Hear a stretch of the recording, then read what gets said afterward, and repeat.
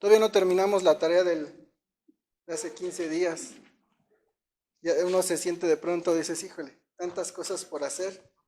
Y miren, ya nos llegó Pedro 4, primera de Pedro capítulo 4. De pronto es como sentirse en exámenes finales, un montón de cosas por entregar, ¿verdad? Pero Dios es bueno y la ventaja que tenemos es que no es nuestra carne quien nos va a ayudar a hacer las cosas, sino el Espíritu Santo, nuestro ayudador. Amén. Vamos a ir a primera de Pedro, capítulo 4.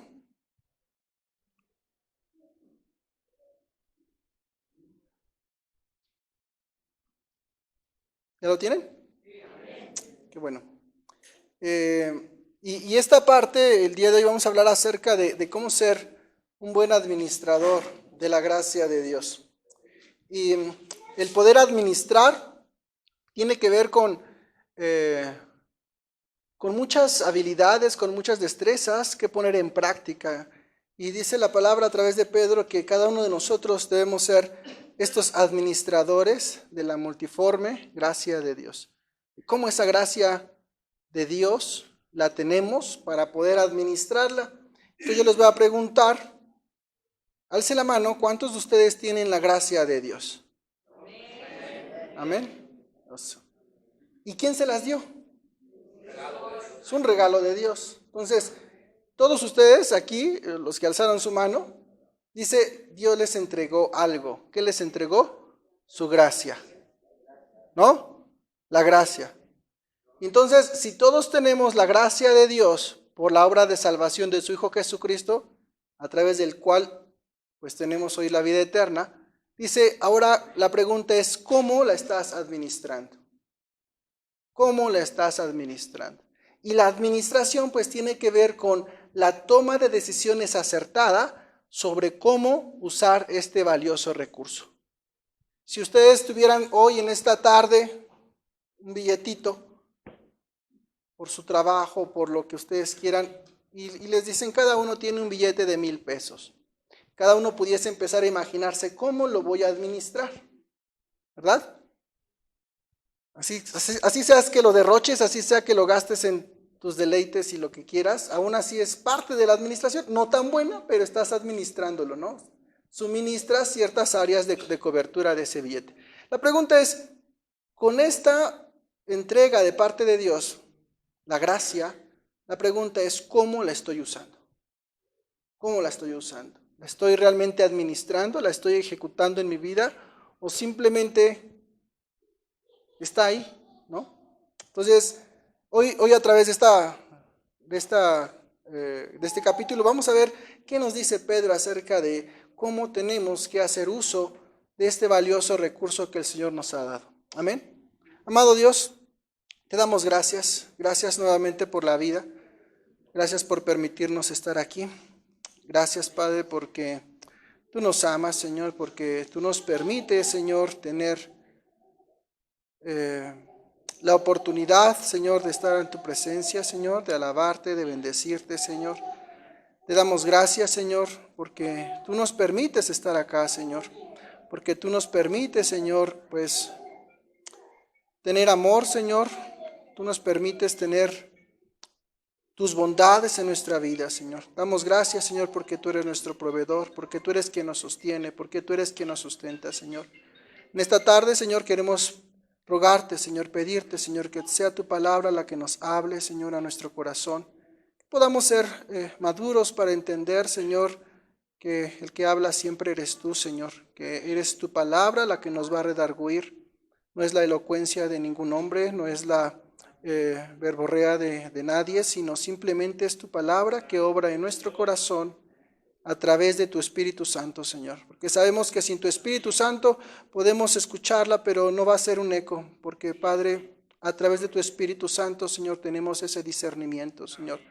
El hombre natural escucha la palabra, Señor, pero no la entiende, Padre, porque no tiene tu Espíritu, Señor. Te rogamos, Señor, que tú avives esto en nosotros y que nos permitas atender y discernir tu palabra como conviene, Señor, para que nuestras vidas sean edificadas, sean confrontadas, sean exhortadas, Señor, con el poder de tu palabra, Señor. Damos gracias a Dios por ella, Señor. Y en esta enseñanza, Señor, ayúdanos, Señor, a ser, Padre, estos administradores de esta gracia tuya que nos has dado. Gracias te damos, Dios. Amén.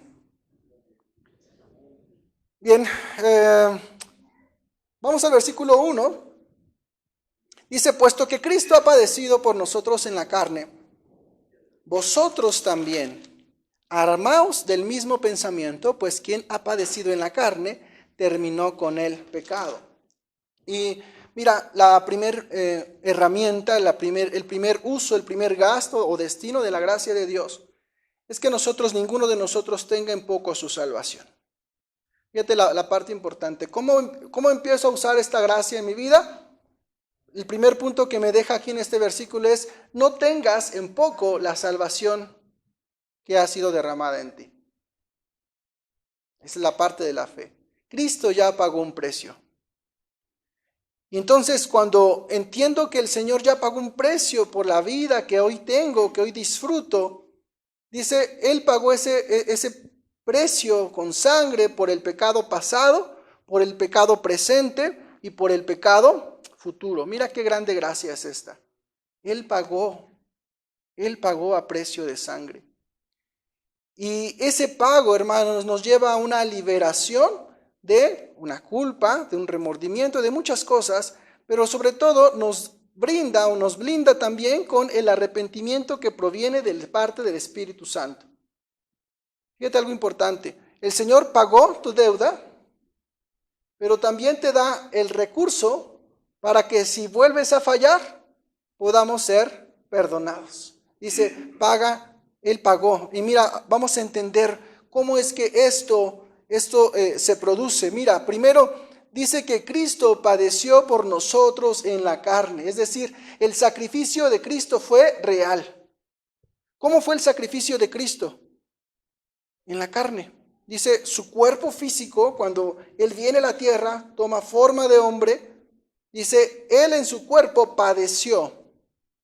Es decir, lo que Cristo entregó por cada uno de nosotros es tan real y tangible como cualquier cosa. Su precio de sangre, ¿verdad?, fue experimentado ante los ojos de muchos. Entonces, el sacrificio fue algo real. Y dice que Cristo mismo, padeciendo por nosotros en la carne, dice que el propósito del padecimiento de Cristo, ¿quién fue? Nosotros. Cristo no merecía padecer, sin embargo, por amor a nosotros, dice, padeció por causa nuestra. Hermano, cuando alguien hace algo por ti y ya está hecho, te pregunto, ¿volverías a hacerlo? Voy a ponerles algo bien práctico. Hermanas o hermanos ahí en casa, les tocó lavar los trastes. Y de pronto llegan, van a lavar los trastes y de repente entran y ¿qué creen? Ya están lavados. ¿Quién de ustedes va, toma los trastes y los vuelve a echar al fregadero y empieza a tallarlos otra vez? Considerando que están bien limpios, que no huelen feo, que está bien hecho. ¿Quién lo haría? ¿Verdad que no? Nadie, porque confiesen que ya alguien hizo eso. Alguien ya lo hizo. Y mira, en nuestra vida espiritual, a veces cuando titubeamos con esta parte, cuando no tenemos esa fe centrada en Cristo, queremos centrarnos en qué tan bien nos portamos, qué tan bien hacemos nuestras obras y dejamos a un lado el sacrificio que ya hizo Cristo por nosotros para darnos vida eterna. Cuando el hombre quiera volver a sus viejos rudimentos de la ley, de la carne, de sus obras, de qué tan bien lo hace en su propio yo, ¿qué es lo que está haciendo? Está poniendo en poco su salvación. Cristo ya lo hizo. Cristo ya nos ha dado esa salvación. Por ende, la vida que vivimos solamente es el fruto del trabajo que ya Cristo hizo por nosotros. No luchamos por alcanzar salvación. La salvación ya la tenemos. No buscamos agradar a Dios para recibir más su gracia. Dice, ya nos fue dada y por eso es que nosotros hoy somos salvos, hijos de Dios. Cuando uno se esfuerza entonces, no es para alcanzar lo que ya hemos ganado, hermanos. sino como un resultado de lo que Él ya ha hecho en nosotros. Entonces, este padecimiento del Señor fue real. Ahora dice, vosotros también armaos del mismo pensamiento. ¿Qué pensamiento? Cristo padeció por nosotros ¿en qué? En la carne. Es decir, Cristo nos dio salvación, nos dio su gracia derramada para cada uno de nosotros, pero lo hizo a través de un principio. Dice, el padecimiento de la carne. El padecimiento de la carne.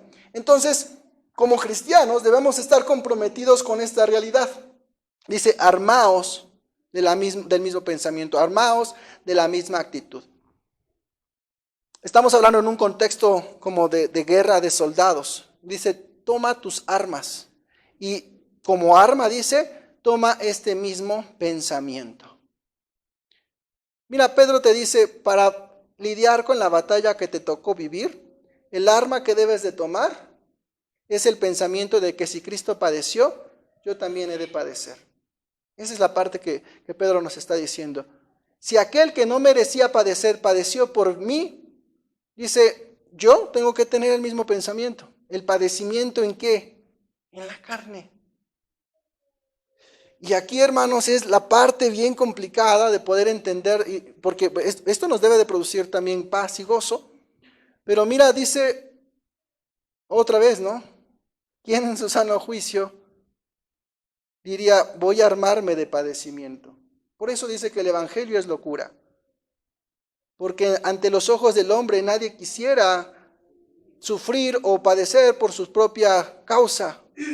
Cuando viene la iglesia primitiva y vienen las persecuciones de Roma y demás, toda la gente que era confrontada, y hoy lo seguimos viendo en algunos países, la gente que era confrontada por su fe al punto de decir, niega tu fe o muere. Niega tu fe o muere. ¿Y cuántas personas que veían esos asesinatos decían, pues, ¿qué le costaba haber dicho? Pues no lo creo. ¿Qué le costaba decir solamente una palabra, aunque después lo buscara en lo secreto? Para muchos decían, está loco o está tonto.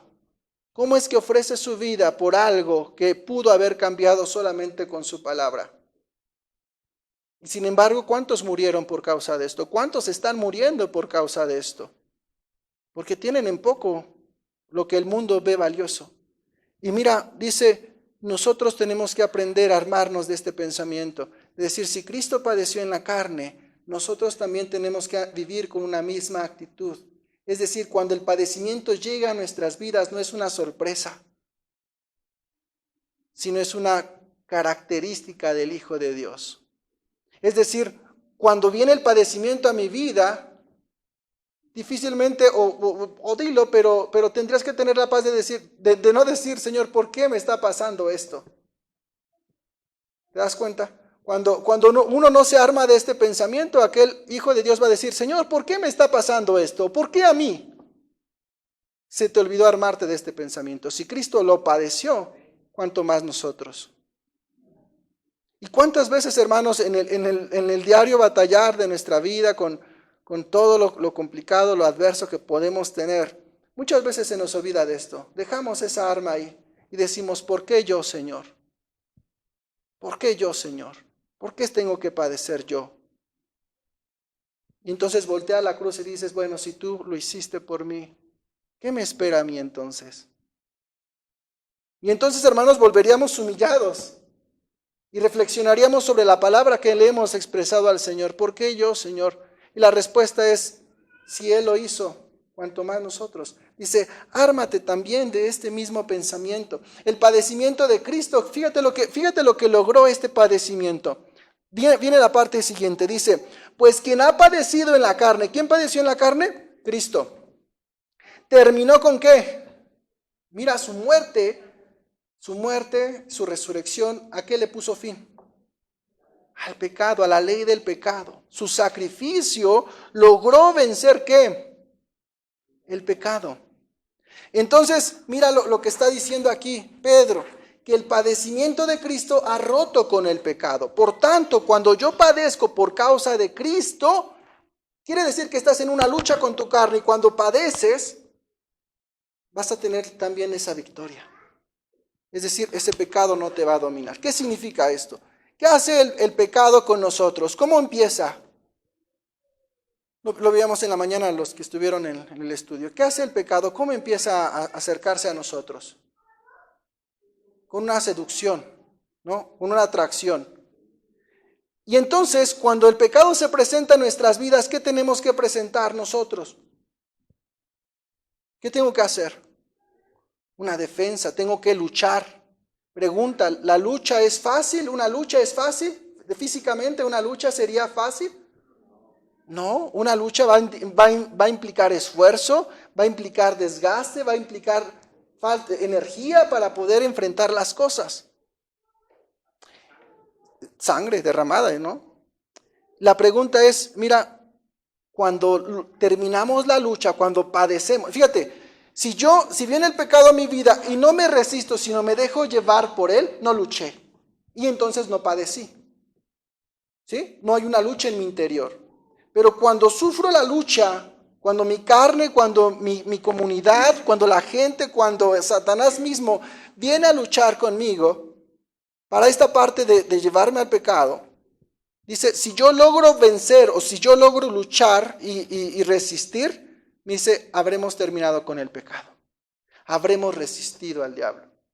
Habremos hecho frente a esto. Entonces, el principio que nos marca aquí la Escritura es, si Cristo por su padecimiento nos dio libertad para el pecado, en nuestro diario vivir, cuando luchamos contra el pecado, tendremos también esa victoria. Pero cuando no luchamos y nos dejamos guiar, pues no luchaste, ya perdiste. O sea, eso que empezó a seducirte, eso que empezó a atraerte, no luchaste, te dejaste llevar, perdiste. Y mira, el versículo 2 nos empieza ahora a decir algo importante, que el precio por el pecado es para que vivamos en la voluntad de Dios. Mira, dice, para no vivir el tiempo que resta, ¿en qué? Ahora bien, fíjate, Cristo pagó a precio de sangre por nosotros, para apartarnos, para hacernos santos. Y dice algo importante, piensa o reflexiona, ¿a qué edad llegaste a los pies de Cristo? ¿No? Piensa en qué edad llegaste a los pies de Cristo. Y mira, dice, esos 10, esos 20, esos 50, esos 80 años que viviste lejos de Cristo, es un tiempo bastante y suficiente. Dice, para no vivir el tiempo que resta, ¿qué tiempo resta? De cuando naciste de nuevo a la eternidad. Dice, ese periodo de tiempo que te tocó vivir aquí en esta tierra, dice, ya no lo vivas en la carne, porque ya viviste demasiado en la carne. ¿Me explico? Ya vivimos demasiado en la carne antes de Cristo, como para que una vez estando en Cristo, volvamos a nuestras pasiones carnales. Y cuando llegamos a pensar, ¿qué sentimos a veces, verdad? Vergüenza. Y podemos decir, Señor, ¿por qué no llegaste antes a mi vida? ¿Por qué no hablaste o no tocaste mi corazón? Y es para todos, o sea, los que desde chiquito les ponían alabanzas. Tarde que temprano tenemos que tomar una decisión personal por Cristo. El que te alimenten con la palabra todos los días desde chiquito no es garantía de que tú realmente hayas aceptado a Cristo. Y podemos aparentar conductas, venir, cantar, alabar, hacer lo que tú quieras. Pero si Cristo no ha llegado a tu corazón, en tu juventud, en tu niñez, todos tenemos que llegar a este punto. Y dice acá, conforme a las concupiscencias de los hombres, sino conforme a la voluntad de Dios. El propósito de ese precio por el pecado que pagó Cristo es para que aprendamos a vivir en la voluntad de Dios. Nuestro Señor Jesucristo terminó con el dominio del pecado sobre el cristiano. Es lo que hizo Jesucristo con nosotros. El pecado ya no nos va a dominar. Él logró derrotarlo. Y dice, cuando comprometemos, hermanos, y aquí viene algo importante, comprometer nuestra vida con Cristo, ¿sí? Afirmarnos que no viviremos más en nuestra carnalidad, pero es un compromiso para poder presentar defensa cuando el pecado quiera acechar en nuestra vida. Dice, yo voy a presentar defensa porque ya he vivido demasiado en la carne. Y si Cristo ya vino a mi vida para reinar sobre mi vida, voy a usar esa gracia, la voy a administrar para poder presentar defensa. Dice, para no vivir el tiempo que resta en la carne conforme a las concupiscencias de los hombres. Es decir, ya con Cristo en tu corazón no es tiempo para que vivamos como el mundo sin Cristo vive. Dice, sino conforme a la voluntad de Dios. Porque ya hemos vivido demasiado lejos de Cristo. Dice, ahora comprométete, hermano. Y aquí viene esta parte importante. ¿Qué tan comprometido estás con vivir conforme a la voluntad de Dios? ¿Qué compromiso has presentado? ¿Qué compromiso has presentado? Y ponte a analizar en muchos escenarios de tu vida, ¿a cuántas cosas te comprometes en tu diario vivir? Y ahora haz esa comparación. ¿El compromiso que tienes en X o Y área de tu vida es el mismo o es menor al que tienes por Cristo? ¿Nos vamos a entender? Y a veces cuando escudriñamos nuestro corazón podemos encontrar cosas que dices, bueno, ¿cómo es que me puedo comprometer más con otras cosas que por Cristo? ¿Cómo es que me comprometo y no le fallo a nada, pero cuando es Cristo? Te pongo un ejemplo, una familia que empieza a aprender del Señor y hay que hacer un estudio, un discipulado, y te empiezan a poner peros, ¿no? Es que no puedo.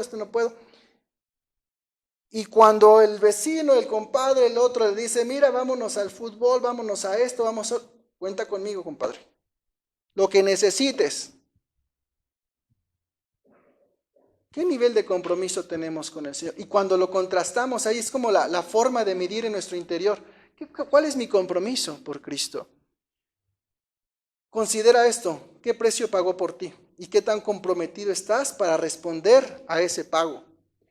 Fíjate, algo importante ahora, dice la vida que te resta. Nos está dando también una promesa de vida física. ¿Quién nos va a dar los días de vida que nos restan? Dios. Mira, me está dando la vida espiritual eterna, pero dice, mientras este cuerpo siga aquí vigente, dice, esta vida te la he dado yo. ¿Cuántos años vas a vivir? ¿Cuántos años más te faltan? Dice, y ese regalo de parte de Dios, después de haberle conocido, es para que lo vivas haciendo su voluntad.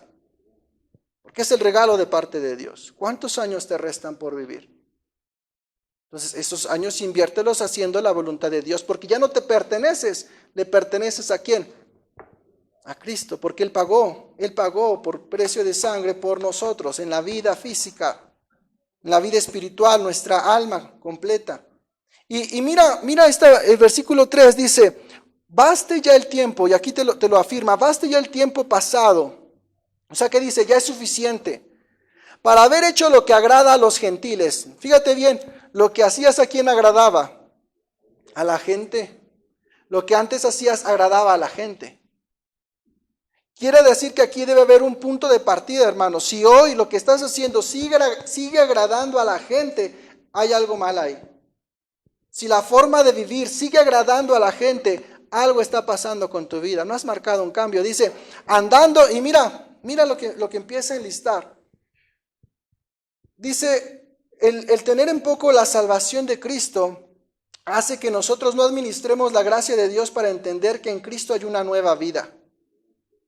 Entonces, cuando administro la gracia de Dios para mí, tengo que hacer evidente que en Cristo tengo una nueva vida. Dice, ya es suficiente, ya no más. La vida en el pasado sin Cristo ha quedado atrás. El pasado no va a determinar quiénes somos en el presente. Ten presente eso. Tu pasado no va a determinar quién eres hoy, porque Cristo ya hizo un cambio, te dio una vida nueva. ¿Sí?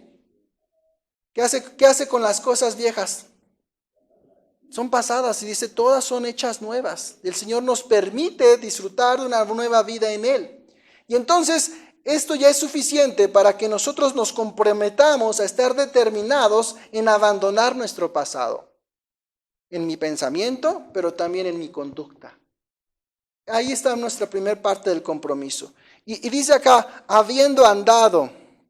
andando en lascivias. Fíjate bien, vamos a enlistarlas. Dice, lascivias, concupiscencias, embriagueces, orgías, disipación, y abominables idolatrías. Y cuando las lees dices, ay no, yo nunca he estado porque están bien feas. Pero vamos a escudriñarlas bien, o sea, ¿qué significan todas estas cosas? Entonces, son 6 pecados específicos en los cuales nosotros tenemos que centrarnos para abandonar.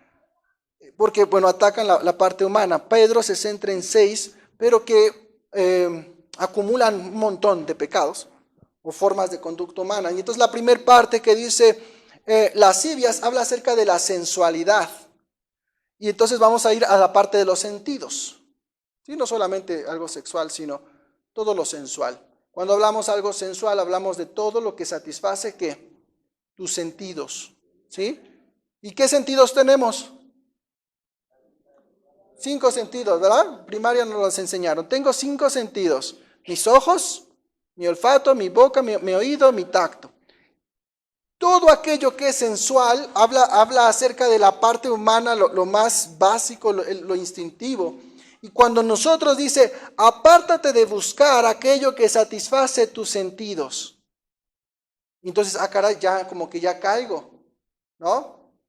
¿Qué te gusta comer? ¿Qué te gusta ver? ¿Qué te gusta oír? ¿Qué te gusta tocar? Ahora, lo que comes, lo que ves, lo que hueles, lo que tocas, ¿honra a Dios o te satisface? Fíjate bien esa parte importante, ahí está el punto de partida. ¿Por qué lo hacemos? Y mira, dice que esto es tener cuidado con una moralidad permisiva. ¿Sí? ¿Qué significa esto? Que nos empezamos a permitir ciertas cosas que desagradan a Dios o que no honran a Dios por satisfacer nuestras propias pasiones. ¿Sí?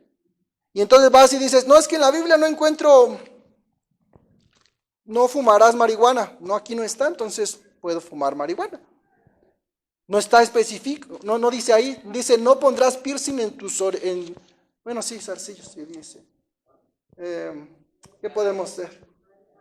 No sé. Podemos hacer muchas cosas. Mamá, pero pues aquí no dice, no seas aleluya religiosa, aquí me explico. Vete a esta parte, la lascivia va más allá de lo sexual, dice, ¿a qué le quieres dar gusto?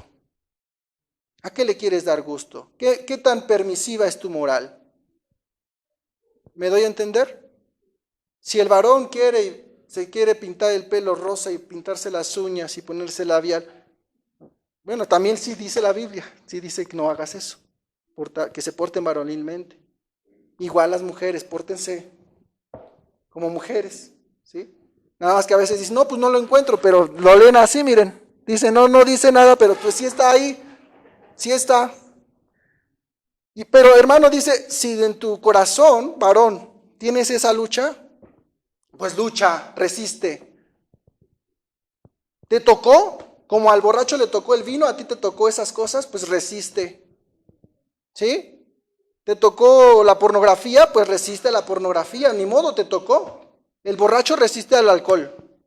Y el que le gusta la pornografía, ¿qué tiene que hacer con la pornografía? Pues resistir. ¿Me explico? Lucha.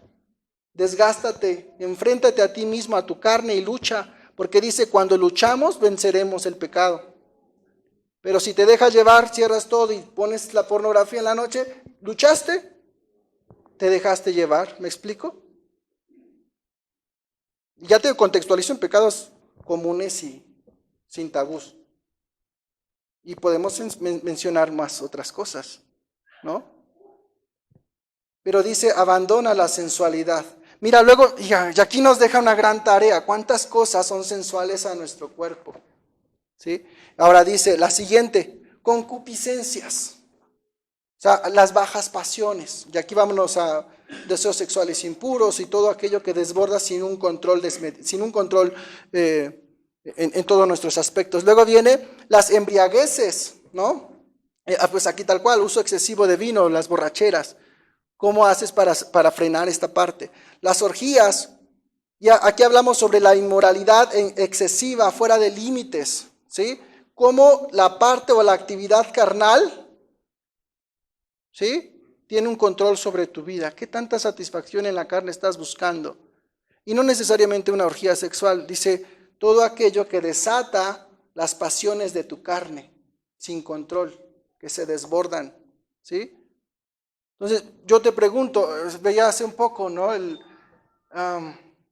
Un aficionado de fútbol, ¿podría entrar en estas cosas? Aquel que se tatúa el nombre de su jugador, que no se pierde ningún partido, que va a cualquier parte del mundo, que vive solo por el fútbol, que su estado anímico, fíjate hasta dónde llega, su estado anímico depende de qué también vaya su equipo favorito. Si gana estoy feliz, si pierde estoy triste. ¿Me explico? Entonces, ¿y dónde está Cristo? ¿Quién sabe? Se enfoca en lo que a su pasión le satisface. ¿Te das cuenta? Ahora dice acá, banqueteos, dice la disipación, ¿no? Pues es la consecuencia de la embriaguez, toda esta parte. Y luego las abominables idolatrías. Y dice, no, pero yo no tengo ninguna virgencita, yo no tengo nada. Dice, entender que la abominable idolatría es toda aquella creencia opuesta a la fe cristiana. Todo aquello que se opone a la fe en Cristo es idolatría. Y lo hemos hablado muchas veces. Y puede estar disfrazado como que de Cristo, pero no es Cristo porque está modificado, porque ya le agregaste, le quitaste, hiciste tu propio evangelio. Ya nos habían predicando, ¿se acuerdan? Que a veces haces un ídolo de tu propia creencia. Dice, tenemos que abandonar todo aquello que sea opuesto a la fe cristiana. Y Pablo, ya después de que te deja esta lista, dice en el 4, a esto les parece cosa extraña. ¿A quiénes? Al mundo.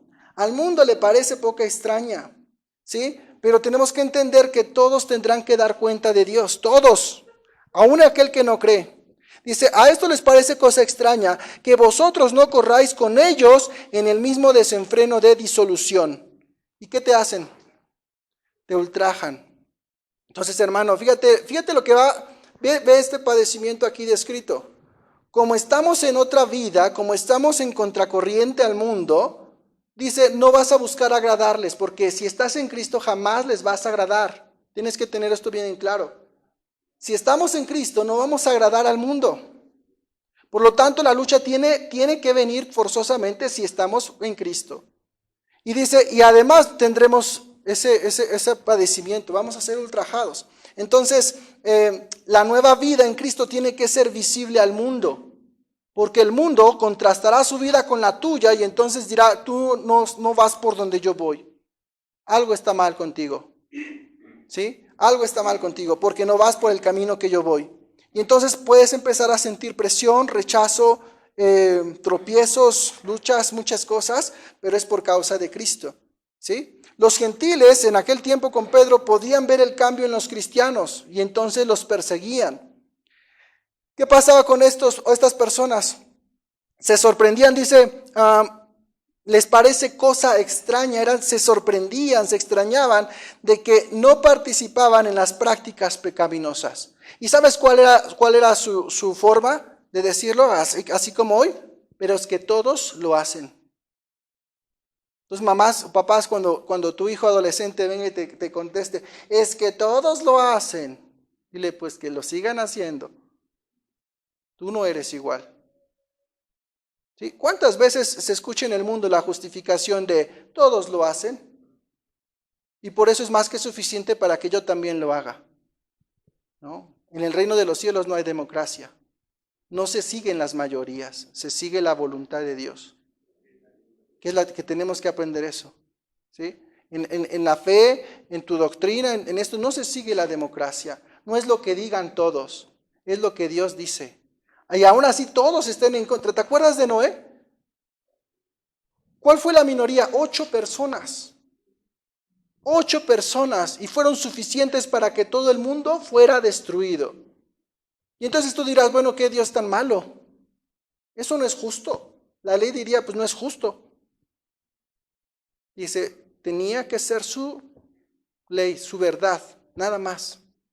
Entonces ten cuidado, porque si empiezas a ver el mundo y ves cómo se está desbordando en todas estas 6 cosas, dice, no quieras correr con el mundo, aunque te invite. ¿Me explico? Es que todos se peinan así, es que todos hacen esto, es que todos siguen a es que mira, esta es la moda. Dice, tú eres hijo de Dios, no corras como el mundo corre. No corras como el mundo corre. Mamá, cómprame porque todos traen este. ¿Me explico? No corras bajo esa misma línea porque no somos del mundo. Estamos en el mundo, pero no somos del mundo. No corremos con el mundo. O sea, tenemos que entender esto. Ahora pregúntate, ¿qué busca el mundo? Y tu búsqueda tendrá que ser diferente a lo que el mundo busca. Porque mira, a veces la diferencia entre el cristiano y el gentil hoy en día es, yo busco lo del mundo, pero con Cristo, porque todo lo puedo en Cristo que me fortalece. Aguas, hermano. Cuando analizas tu corazón, ¿el mundo qué busca? Bienestar, estar bien, todo. ¿Sí? Y cuando tú empiezas a examinar tu corazón, ¿qué estás buscando en tu diario vivir? Ah, caray, pues lo mismo que el vecino, pero con Cristo. ¿Te das cuenta? Dice, no busques lo que el mundo busca. Y no te engañes diciendo que porque vas con Cristo todo lo puedes. Tienes que aprender a buscar cosas diferentes a las que el mundo busca. ¿Te das cuenta? Te pregunto, ¿el mundo busca conocer a Dios? Entonces tú debes conocerlo, tú debes buscar conocerlo, porque el mundo no lo busca. Comprométete a buscarlo, a conocerlo, ¿sí? Ayer se vio eso, ¿no? Dice, vamos en el 5, dice, pero ellos darán cuenta, voy a ir más rápido, pero ellos se darán cuenta al que está preparado para juzgar, pero ellos darán cuenta al que está preparado para juzgar a los vivos y a los muertos. ¿Quién va a dar cuenta? Todos ellos, así, como ovejas al matadero, todos juntitos. Y vamos a estar ahí presenciando cómo todos ellos bajaron a donde tenían que bajar. Y daremos gracias porque no corrí con ellos. Pero a veces nos olvidamos cuál es el destino de la gente sin Cristo y queremos ir ahí haciendo lo que el mundo hace, viviendo como el mundo vive. ¿Sí? Y pensando, pues no pasa nada. Dice, los gentiles podían ver ese cambio. Y algo que tenemos que entender, ¿no? La nueva vida en Cristo trae consigo la indiferencia, trae consigo la persecución de aquellos con los cuales no compartimos su estilo de vida. Entonces, joven, si te hacen bullying porque no eres igual que los demás, Cristo te fortalezca. No intentes ganar su aprobación. No intentes ganar su aprobación. Y la lucha con nuestros jóvenes adolescentes es fuerte ahí. Quiero encajar porque me dicen aleluya, porque no me invitan, Y entonces tú vas ahí con tu fe y empiezan a rechazarte y empieza el joven, el adolescente a guardarla, a esconderla porque se siente rechazado. Entonces, hermanos, tenemos que mostrar un amor más grande. Un amor más grande para que el rechazo de la sociedad no genere congoja en nuestros hijos, sino se sienta fortalecido. Para eso hay una comunión con los hijos de Dios. Si yo no convivo con los hijos de Dios, ¿en dónde se va a refugiar tu hijo? ¿En dónde se va a refugiar tu adolescente?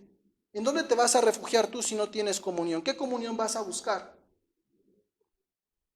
Y entonces, para ganar la comunión con aquel que no siga a Cristo, ¿qué va a estar en juego?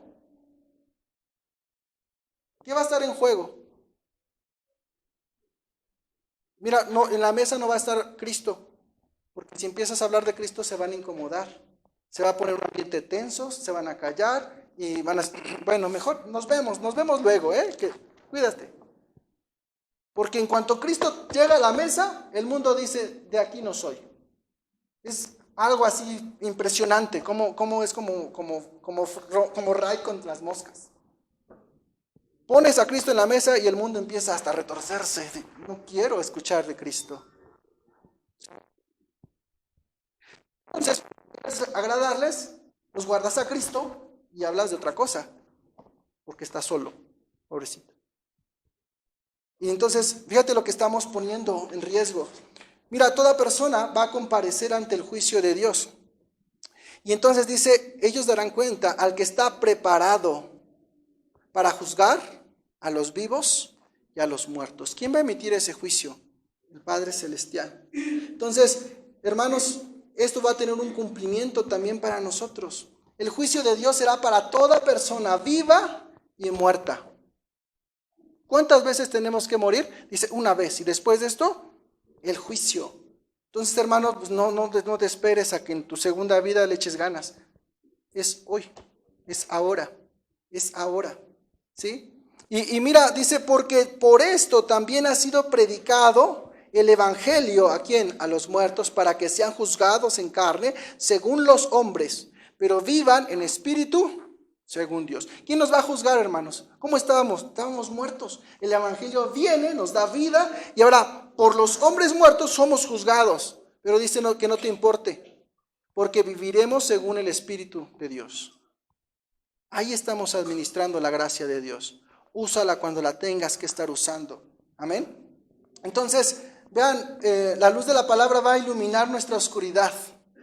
¿Sí? Va a iluminar va a permear toda nuestra vida. Entonces, que no te aflija tu soledad porque no encajas. Gózate porque eres de Cristo. Y Cristo ha preparado algo mejor para nosotros. Ahora viene la siguiente parte de este pasaje. Ya vimos cómo la gracia entonces nos va a ayudar a fortalecer nuestra fe, lo que Dios hizo por nosotros a través de Cristo, cómo tenemos que conducirnos en nuestra vida cotidiana, cómo tenemos que marcar esa diferencia. Y ahora viene a partir del 7 al 11 otro enfoque, dice, mas el fin de todas las cosas se acerca. Y entonces te dice, sed pues sobrios y velad en oración. ¿Sí? Todo en la vida tiene caducidad. ¿Sí? Todo tiene una caducidad. Y dice, el fin de las cosas se acerca. Vamos a centrarnos no en el tiempo. Fíjate, ¿te diste cuenta cómo decía hace un rato Pedro? Decía, para que el tiempo que te resta vivir lo vivas agradando a Dios. ¿Qué te está poniendo ahí? Un límite. Te queda poco tiempo aquí en esta tierra. Y entonces ese poco tiempo, ahora fíjate cómo te lo dice, el fin de las cosas se acerca. ¿Qué se acerca? El fin de tu tiempo acá. Todos, unos antes, otros después, pero todos vamos a llegar al hoyo. Todos. ¿Cómo viene también el trabajo en nuestra paz? ¿Cuántos de los que estamos acá aún tienen miedo a la muerte? Ya siendo hijos de Dios. Y podemos encontrar a muchos que no quiero morirme, todavía no. Y leen y oran, en fin. Pero Dios nos prepara tiempo. Dice, mas el fin de todas las cosas que dice, se acerca. Entonces dice, sed pues sobrios. ¿Qué es sobrio? Lúcido. No te embriagues en pasiones, no te embriagues en otras cosas. Sé consciente de qué estás haciendo, por qué estás viviendo, por qué te levantas cada día. Porque a veces, hermanos, la vida nos hace levantarnos y ¿qué estoy haciendo? ¿Qué estoy haciendo todo esto? ¿Cuál es la razón? ¿Cuál es la esencia? Y cuando todas estas vas a empezar a decir de muchas cosas. Y la pregunta es, pero eso lo hace el mundo. ¿Y yo qué estoy buscando? ¿Te das cuenta?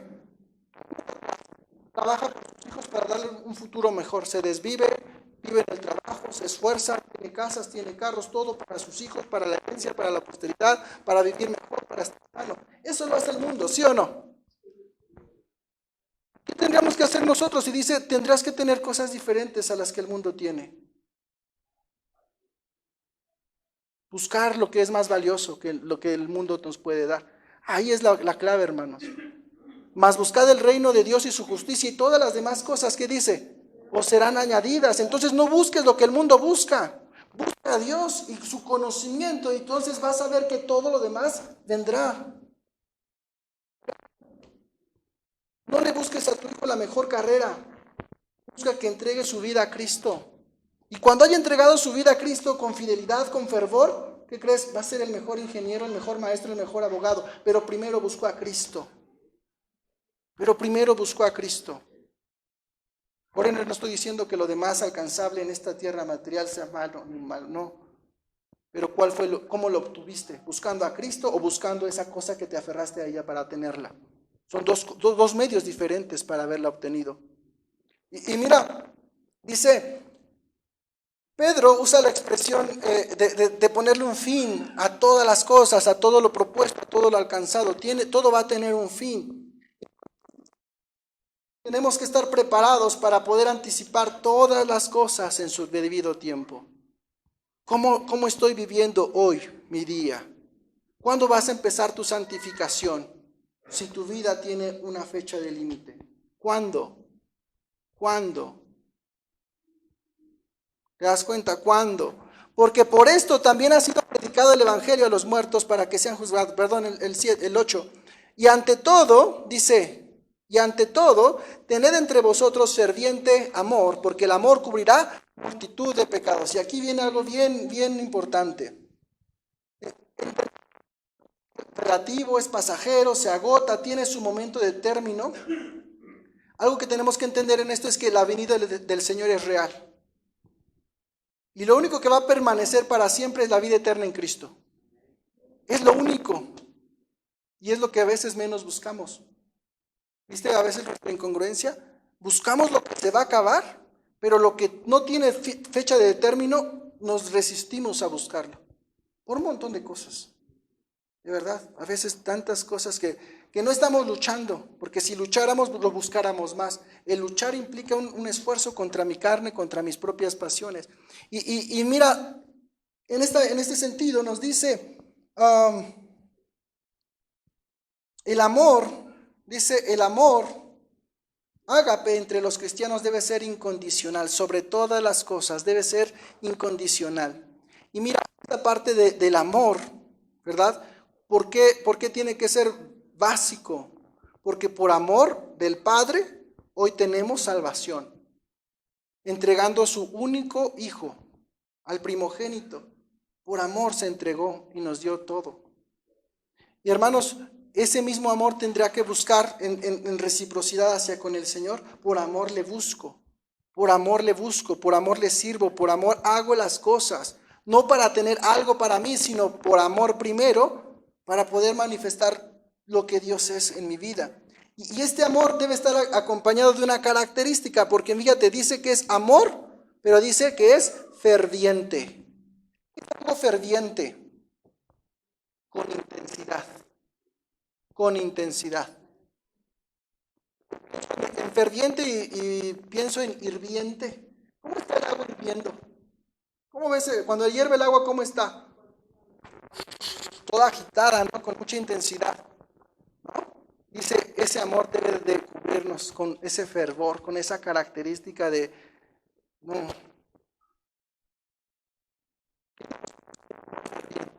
¿no? Exactamente, el amor cubre todo. Primera de Corintios 13 nos habla las bondades del amor. Pero sabemos que Dios es amor, entonces tiene que estar Dios en nosotros, y esa es la clave, que Dios esté en nosotros.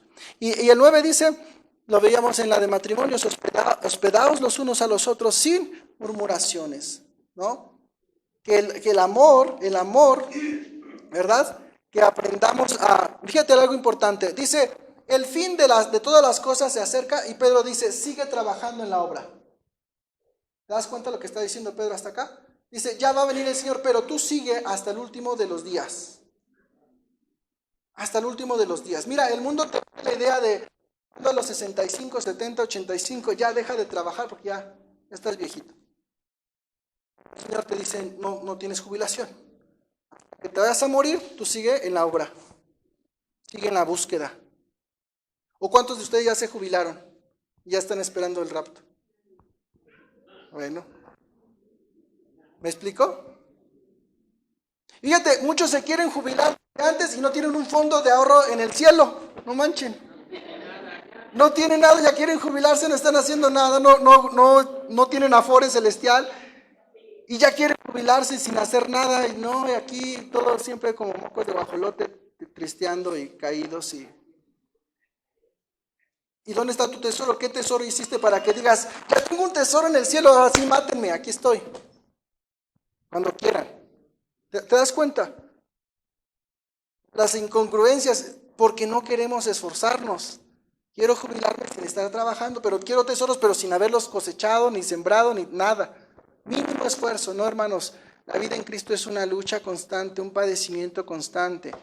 ¿Sí? No que andes todo cabiz. Dice, es una vida abundante, sí, pero el padecimiento indica una lucha contra tus pasiones para que las sometas a Cristo. Ese es el padecimiento. No que andemos todo el tiempo de quejumbres y de vístimos, ¿no? Tenemos que hacer ¿qué? Manifestar la vida en Cristo. Todos tenemos que estar luchando, todos luchando. con nuestros otros mismos, con muchas cosas, hermano. Y eso nos debe de dar gozo, porque cada lucha de victoria en victoria. Así, el Señor nos lleva así, de victoria en victoria. Hoy luché contra mi pensamiento y le gané. Mañana va a venir otro y le vas a volver a ganar. ¿Cómo andas? De victoria en victoria. Tuvieron ganas de tomar, pero ¿qué creen? No tomé. Has ganado. Fuiste victorioso. Y la que sigue, me explico. Pero cada uno de nosotros y cada quien en sus propias concupiscencias, porque somos bien diferentes. Y no es darnos golpes de pecho de pobre pecador, no, todos, sin excepción, tenemos cola que nos pisen. Todos. No es de, ay, las alitas y nos vamos, todos, pero ¿qué diferencia está con el mundo que también tienen colotas que les pisen? Que nosotros luchamos contra esas concupiscencias en el poder del Espíritu Santo. Esto vive, hermanos. Su sangre, tú y yo, hoy tenemos vida eterna y redención de pecados. Y tenemos libertad para ir de rodillas y pedirle perdón. ¿Cuántas veces? Las veces que sean necesarias, hermanos. No te canses de hacerlo. Cerca. Satanás te empieza a decir, ya para qué, mira hipócrita lo que estás haciendo. Las veces que tengas que hacerlo, porque no vas a perder nada, vas a ganarlo todo. Dice, cada uno según el don que ha recibido, ministrelo a los otros. La gracia de Dios te ha sido dada, hermano. Como buenos administradores de la multiforme gracia de Dios. Entonces, esta gracia que nos ha sido dada, dice, también compártela con otros. La forma en la que Dios está obrando en tu vida, tendrás que también darla a otros. Cada uno de nosotros ha recibido un don de parte de Dios. Debe estar dispuesto para entregarlo también a otros. Mira, Pedro decía, sino glorificar a Dios de esta manera. O sea, lo que Dios nos ha dado no es para nosotros, es para entregarlo a los demás. Dar de gracia lo que de gracia recibiste. Dios te ha dado, tiene el propósito de que sea entregado también ¿a quién? A los demás. Si Dios te dio tantito amor, pues dáselo a otro. ¿Sí? No te lo quedes, me amo. No, dáselo a alguien más, porque Dios te lo dio. Amén. Y dice, palabras de Dios, y aquí viene entonces lo que decíamos de la mesa. Vas a hablar, dice, hable conforme a las palabras de Dios. Si alguno ministre conforme al poder que Dios da, para que en todo sea Dios glorificado por Jesucristo. Y este está bien largo. Vamos a empezar. Dice, si alguno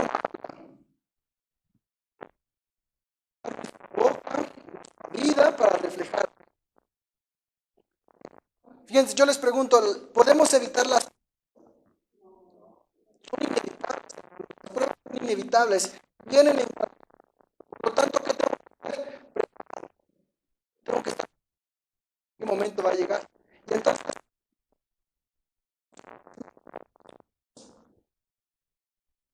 oposición es una parte, es una característica del cristiano, la oposición. ¿Sí? Y esta manifestación de padecimiento no se compara con la gloria venidera, lo que vamos a recibir. No te vas a gozar de la persecución, te vas a gozar de que el Señor es fiel en medio de la persecución. Y no somos sádicos tampoco, no nos peguen, me gusta, no. La dice, te vas a gozar porque el Señor es fiel en medio de tu tribulación, en medio del padecimiento, el Señor es fiel. ¿Qué va a hacer? Nos muestra un mensaje de esperanza. Este mensaje de esperanza pues nos habla acerca de la esperanza de parte de Dios. Ministre conforme al poder que Dios da.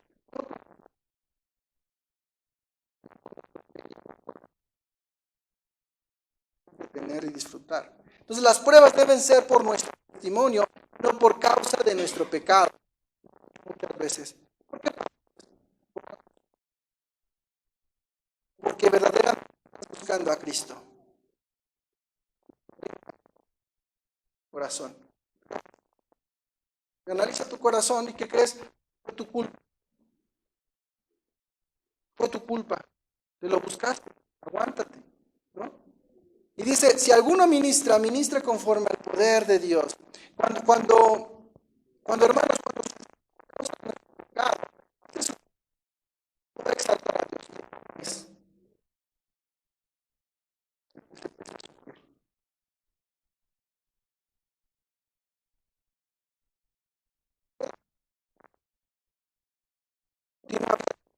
Luchas habla de todo, pero ahora dice, hablando, sigue ministrando. ¿Te das cuenta? Preguntaban, ¿quién tiene la gracia de Dios? Y levantaron todos la mano. Ahora les pregunto, ¿quién está padeciendo? A ver, hermano, ¿quién está padeciendo? Dice, en medio de tu padecimiento, sigue ministrando la gracia de Dios. En medio de tu padecimiento, sigue ministrando la gracia de Dios. ¿Cuándo vas a dejar de padecer? Ya lo vimos, es una característica. Y si tienes el pensamiento de, pues hoy no, porque mis manos no... No, hermano, arrepiéntete, limpia tu vida en Cristo. ¿Y qué dice? Sigue ¿qué? Ministrando. ¿Te imaginas que un día coincidamos todos y llega Anis con su grupo todos? Estoy en pecado. Luego el pastor diga, ¿qué creen? Hoy no puedo predicar porque el Señor.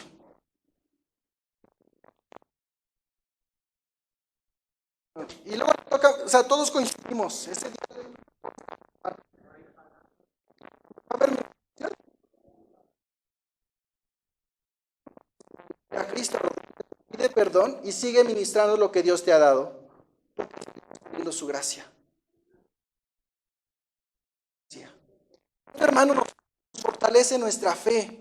Porque entender que la administración de alguien a tu vida no es de esa persona que te está, es del Señor que lo usa para poder ministrarte. Por el Espíritu Santo, exactamente. No es nuestra carne. No es nuestra carne. Y en eso nos gloriamos. Gracias en mi vida. Porque cuando entonces te acongojas por lo que estás viviendo, siendo igual que tú, pero no han cesado de ministrar la gracia que no es de ellos. ¿De quién es? El Señor. Hermanos,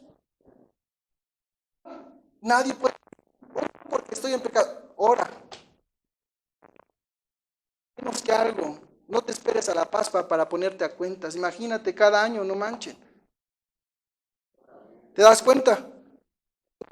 Inmediatamente, constantemente. La Pascua.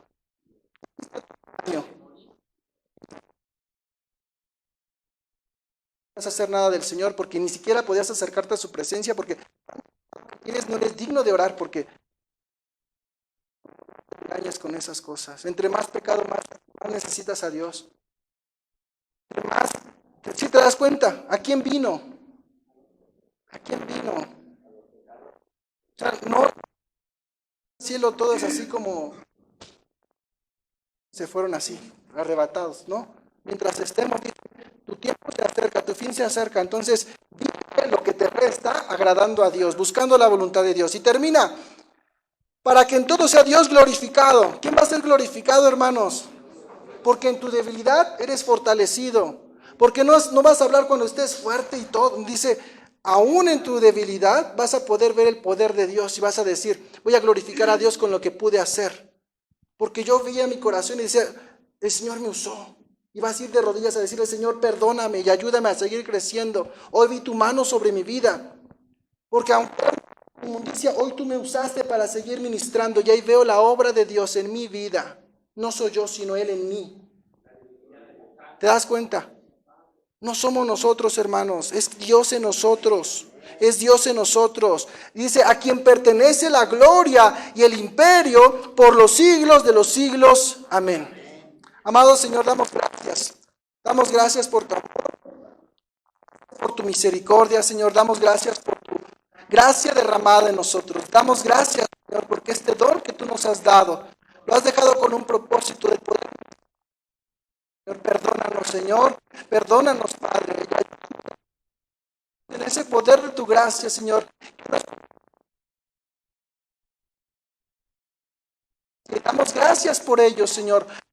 Como nosotros. Eres tú en nosotros, Dios, que nos anima, que nos edifica, que nos fortalece por la unción de tu Espíritu Santo. Señor,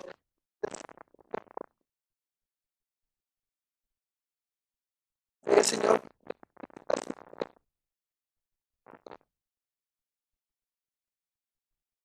Señor, dándote nuestra vida a ti, metiendo, Señor, por ese, primeramente por ti, Señor. Gracias porque tú nos levantas, porque tú nos sanas, porque tú nos has salvado, Señor. Señor, digno de ser alabado con nuestras vidas, Señor. Y el tiempo que nos resta queremos vivir haciendo tu voluntad. Fortalece nuestra vida, fortalece el Espíritu Santo en nosotros para que, Padre, podamos hacer frente y podamos estar luchando y padeciendo día con día en la carne, Señor. Pero, Padre, lo hacemos porque hemos ganado lo más valioso, que es la vida eterna, Señor. Ayúdanos a seguir luchando porque el tiempo se acorta, Señor. Nuestros días acá, cada día es un día menos en esta tierra, Señor. Padre, no permitas que nos quedemos cruzados de brazos, Señor. Que día con día presentemos defensa en cada batalla, en nuestro pensamiento, en nuestro actuar, Señor. Padre, que tu Espíritu Santo hable en nuestras vidas y nos permita discernir, Señor, qué estamos haciendo para tu obra, qué estamos haciendo para conocerte, qué estamos haciendo para crecer en santidad, Señor. Y que en ese confrontamiento, Padre, podamos tener la voluntad, la determinación de hacer lo correcto, de hacer tu voluntad, Señor. Yo te pongo en tus manos a esta iglesia, te pongo en tus manos a Cristo viene, Señor. Que cada uno de los que estamos aquí podamos entender y experimentar, Señor, esta llenura de tu Espíritu Santo, Señor. Más pequeño, más grande, Señor. Que tengamos la capacidad, Señor, de estar luchando y perseverando hasta que tú vengas por nosotros, Dios. Te alabamos y te bendecimos y alabamos tu nombre todos los días. Amén y amén. Amén.